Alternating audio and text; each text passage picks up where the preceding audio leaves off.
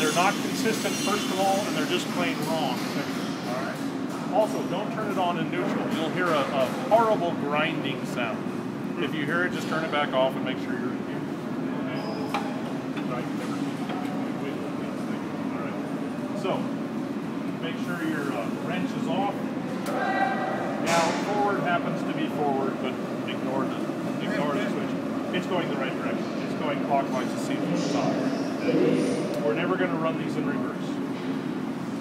So if I put this in low gear now, how am I going to make that thing go the right direction? Well, you know what? Let me just show you.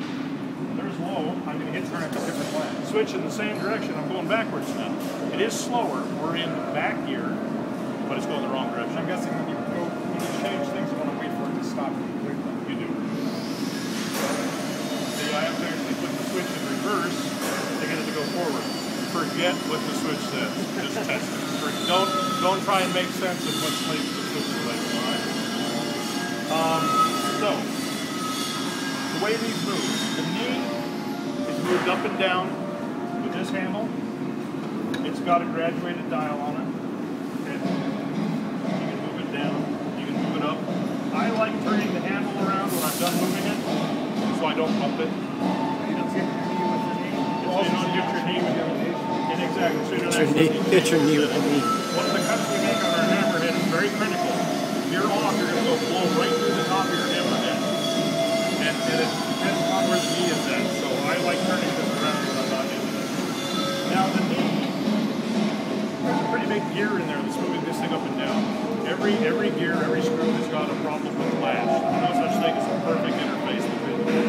The way we deal with lash in the knee is you always stop in the upper direction. You never stop a knee going down. Because you don't know if it's sitting on a chip and if it's going to go down another couple thousands on you accidentally. If you go up with it, you're taking out all the lash because gravity is pulling the table down while you're bringing it up. So let gravity help you keep the lash out of the knee. So the knee always in the up direction. You'll never stop going down. If you do stop going down, go past where you need to be and come back up to it. Always up on the knee. Okay? This moves the saddle in and out and the table on top of it. Nothing really special about that. Just like on our lathe, the way you deal with the lash is you always come at things from the same direction. If you mean to go that way and you miss it, come back past the lash and come back on the reading you want from the direction you originally intended. Exact same thing we employed on the lathe in order to take care of that. Now the table moving left and right, you can do it from either end. It doesn't matter which, just whichever is convenient. Go ahead and see you win. Foosball. There you go. It's like foosball. It does kind of look like football. And then these are locks. These are locks. If you wanted to make sure everything was really rigid, you could lock everything down. You could lock over here. You could lock the saddle to the knee. Over here, you can lock the table to the saddle in two different places. And somewhere on here, you can even lock the knee to the column. Okay, it's all well and good. It's handy.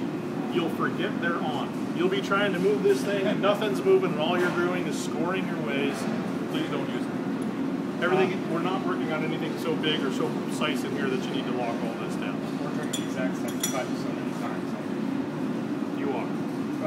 Well, if you want to lock it down, fine. Just don't forget to unlock it. I'll give you one more. All right. You could work directly on the table. We have these very lovely vices, I think on all of them. Well, not that one. We're going to use the vice. These are very expensive vices because they are very precise. We are going to trust a couple of things about these vices and we're going to verify a couple of things about these vices. Here's the two things we're going to trust. These surfaces, what I'm going to call the flat, the table of the vice, is exactly parallel to this table. We're just going to trust that that's true. Okay? The second thing we're going to trust is that this space is exactly perpendicular with these. We're going to just trust that that's true. We're not going to verify either one of those. However, here's what we don't trust. We don't trust that this space is perpendicular, is parallel to the direction of travel. It may be sitting there like this, and it's moving back and forth. I'm grossly exaggerating, of course. But we don't trust, as we move this back and forth, that it's exactly parallel to the direction of travel. verify that. We're going to show you how in a minute.